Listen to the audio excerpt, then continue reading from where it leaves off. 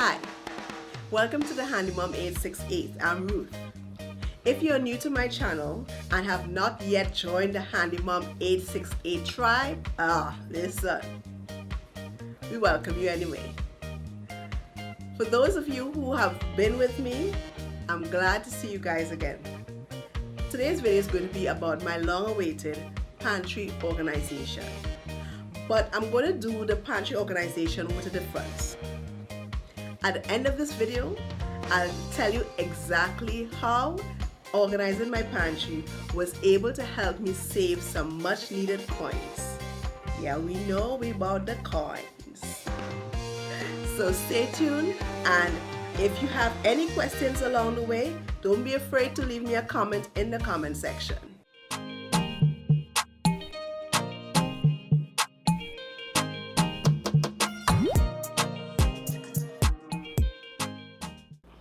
I'm going to show you some of the products that I've used to keep my space nice and organized, and I'm going to teach you some of the methods that you can also apply. So stay tuned. I'm showing you what my pantry looked like, and even though I thought it had some type of order, clearly there was a lot to be done.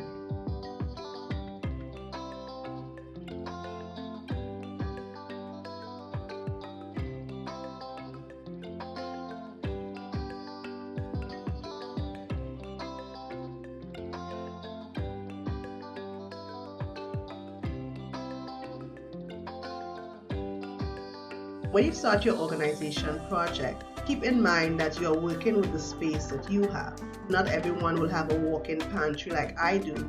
However, the principles and procedures that I have used here, anyone can apply to whatever pantry space that you are utilizing. The organization process should begin before you even start looking at those nice, shiny organization containers. Yes, I'm speaking to you. Then you move to measuring. You measure the depth of your shelves, you measure the height of your shelves, you look for anything that will prevent a container from sliding back comfortably into that shelf. You take all of these things into consideration before you actually go shopping for any containers. Now, remember, when you're organizing your shelving, make good use of your vertical space. And when I say vertical space, all the space you have between one shelf to another. You have some items that may not fully fill that complete vertical space. And here is where something like this under shelf basket comes into play. So this under the shelf mount is really useful for putting things like my storage bags, or even this little biscuit container that I got one Christmas that now hides any snacks that I don't want Zoe to see, or anybody else in the household, as a matter of fact. Yeah, it's become very useful, and it makes good use of my vertical storage space. The other thing that helps make use of vertical space are these stadium organizers. These stadium organizers that I have my cans and stuff on, they actually are expandable. So I'm not sure if you can see it. This is the main part of it, and this part actually slides in completely to this. So you can use it for just this amount if you don't have a lot of cans, or you can slide it out and expand it to hold as many stuff as you want there.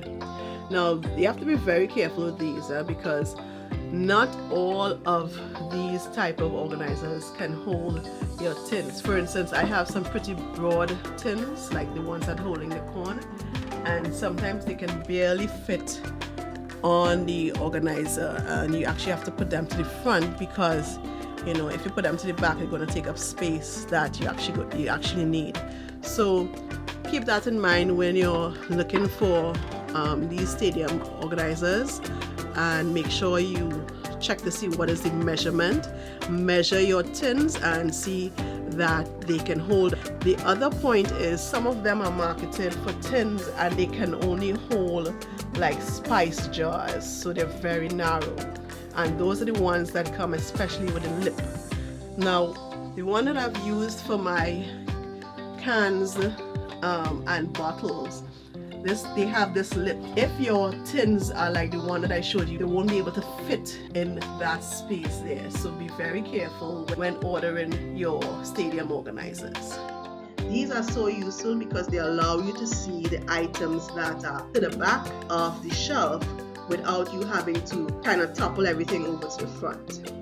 The last area in terms of organization that I will tell you about is these lazy Susans. These lazy Susans, whether they be the acrylic ones or the bamboo ones, which I have a mix of both, they are a lifesaver when it comes to utilizing these corner shelves, because they allow you to gain access to your items just by spinning them around. Yeah, it looks like fun, doesn't it?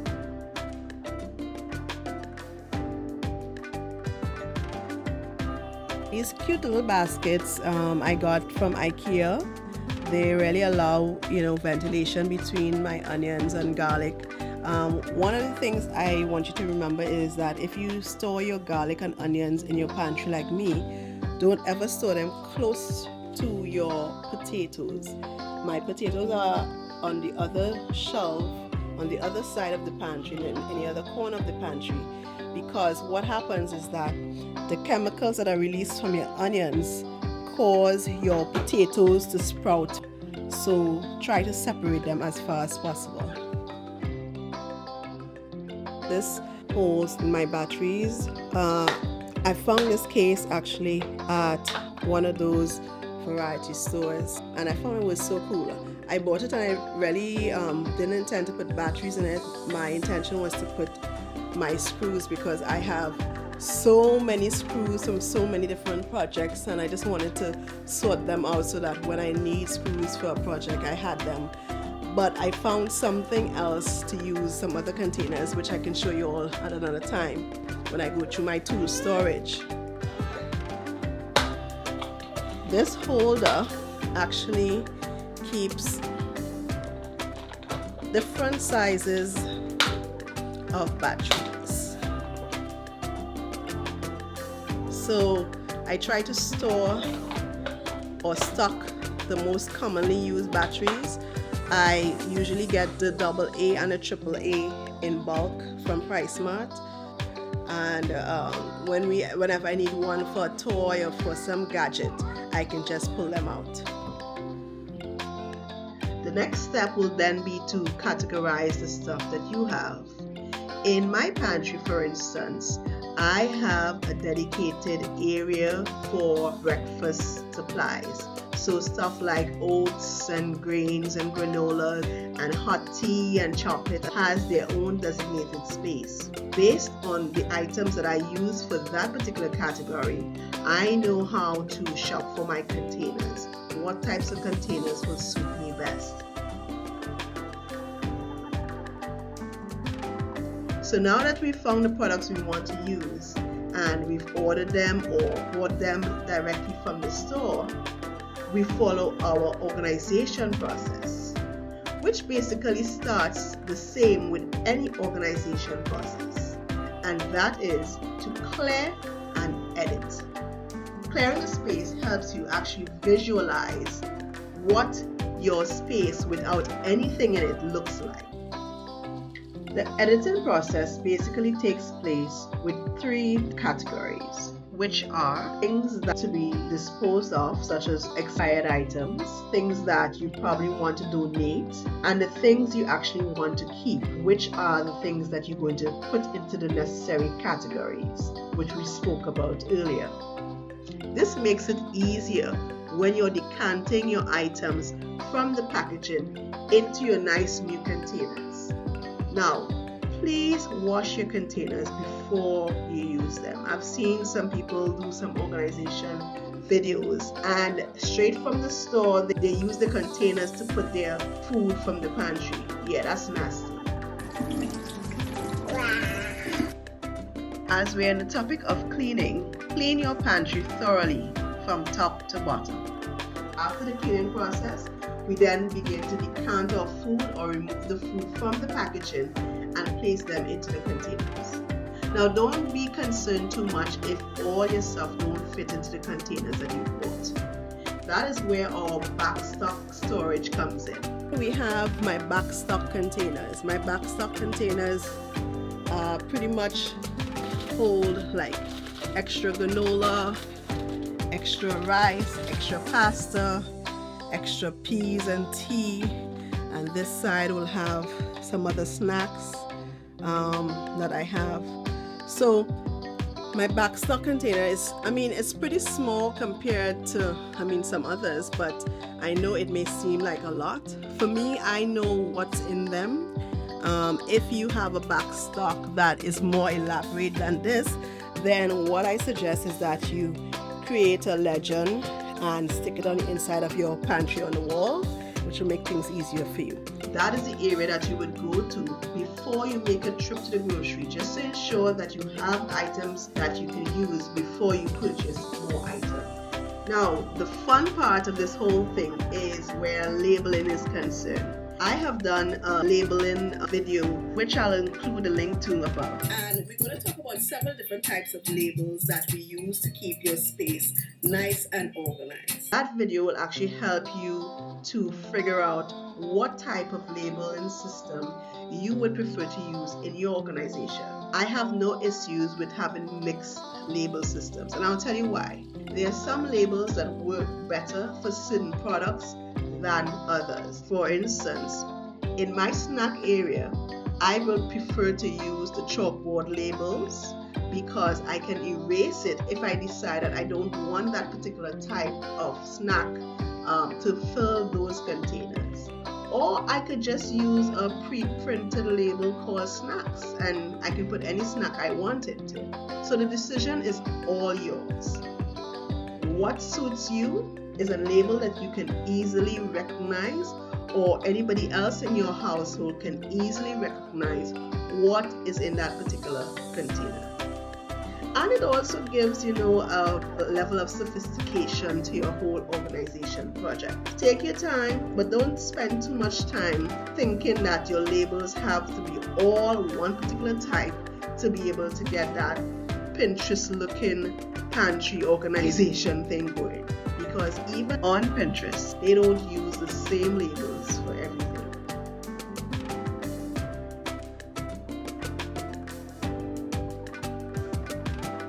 Pro tip: when labeling containers with varying heights, ensure that you place your labels to the top middle of the tall containers. That way, when you place containers that are shorter than the tallest container, you will still be able to see the label and know what is in that container behind it. So now that you've labeled your brand new containers and you're putting them back onto the shelf where you had made your plan for organizing them, here's my best advice. Live with your system a bit and then adjust to suit. I have had this organization system since the ending of last year, and I have changed some things over time because I wanted the area to function better for me in a particular way. So you do what's best for you in terms of how you interact with your pantry and make the necessary adjustments to your containers and to your labels and to your life. So there it is. I'll leave the link to each item that I've used in this pantry organization in the description box below. There are some items that I've had before, so if I remember where I got them from, I'll also leave those links in the description box below.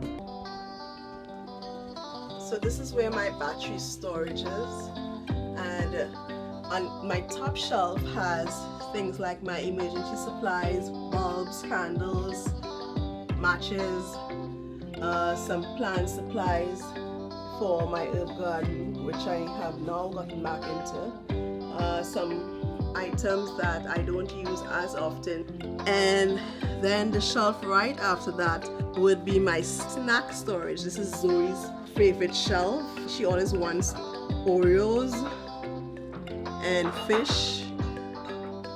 Well, the cookies are almost finished and I will not be refilling this jar until it is completely finished, or I get fed up with them and throw them away.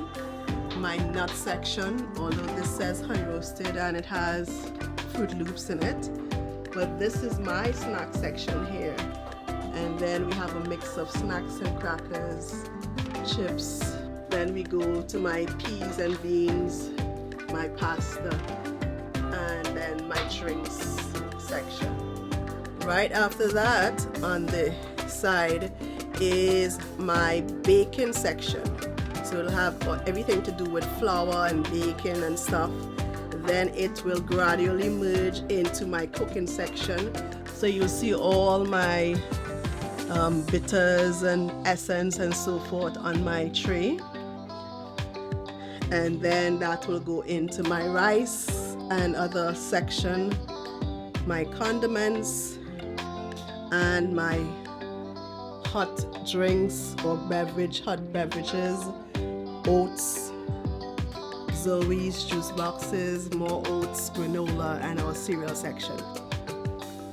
So because we have so many different, we eat so many different types of cereal, I mean same brand but different types, what I did is I just cut out the graphic from each box and stuck it with clear tape onto the container. And one of the reasons for that is I had these generic labels which I'll eventually switch out using my Cricut Joy and create my own custom labels. But I didn't have that at that time, so this was the best option for me. I've grown pretty fond of them, so I may not change these, but I may just change these generic labels that are on it. So this area is basically the breakfast section, and then from the breakfast section I have my bag storage selection, and I keep this here handy for if I have to pull to put anything in. And under that shelf in the same area is my garlic and onions, my canned goods, and then I have my raisins and prunes and so forth, anything to go into baking. So it's actually directly under my baking section. Zoe tends to get into the raisins because she loves raisins, so I have to keep watching her because anytime she's in here playing, she may just take out that tall jar and come out with it because she wants raisins. Well, actually this one is the craisins. I really have to label them. And the shorter one is the raisins. So I have raisins, prunes, and craisins that she's pretty much eaten most of it. And then I go to my almond milk. The second to last shelf holds my water and my drinks. This is the excess drinks. I have all my cooking oils and vinegar there. And then we have my backstock container. These lovely wicker baskets that I've stored my paper goods in. I got these at our Cyril Home Tobago store. And she has a lot of really cool basket items, storage items like these that you can pick up. Don't they look sexy? Yeah, there's a sexy kind of look to them. Yeah, that's just my opinion. And these plastic bins are very inexpensive. I got all 6 for, I can't remember the price, but I'm going to put a link to everything that I have here in the description box below. So be sure to check that out, and if you have any questions about any of these items that I've used here, please leave me a comment in the comment section and I will respond to you as soon as possible. Bonus segment, just as promised. How I saved some coin with these 3 ways. Firstly, I was now able to see exactly what was in my pantry. Now, you'll be amazed the big difference this makes, because now you are able to buy exactly what you need because you can see when containers are running low. You can check your back stock and ensure that you don't go to the grocery to get stuff that you already have, And there are no items in your pantry that are useless. Everything in your pantry should be something that you use on a daily basis or that you intend to use. So therefore, organizing your pantry actually reveals how much space you actually have. Now, the second point. Because I've had this newfound space, what I've been able to take advantage of are the bulk shopping. So instead of having to run back and forth to the grocery, I can buy the items in bulk, decant what I need into my containers, and put the rest as back storage. I don't know about you, but I really don't enjoy making all those trips to the grocery. Yes, I love to browse the aisles once I get in there, but during these COVID times, the lines just to get into the grocery and then the lines at the cashier, no, ain't nobody got time for that. I know what I have and I'm able to bulk buy. The third point is now that I'm able to bulk buy, I have been able to make better choices when it comes to the items I've purchased for use in my pantry. So no longer am I buying stuff that I won't eat or I won't use or I'm thinking about using sometime in the future. I only purchase stuff that I actually will use, thereby making use of that coin. Yes. So if you found another use or another advantage of organizing your pantry, you let me know in the comment section. And by the way, if you embark on your own pantry organization, don't be afraid to drop me a comment, send me some pictures, ask me some questions. If you get stuck, I'll try to answer them as best as I can. We're here to help each other. If you've enjoyed this video and found information useful, please like and subscribe if you're interested in seeing more content on home organization, home maintenance, and decor. Also, while you're there, don't forget to turn on that notification bell. That's how you know when I upload new videos. You don't want to miss those. And you can also follow me on Facebook and Instagram, where I share little nuggets of information in between videos. It was my pleasure bringing you this information, and I hope to see you again soon. See ya.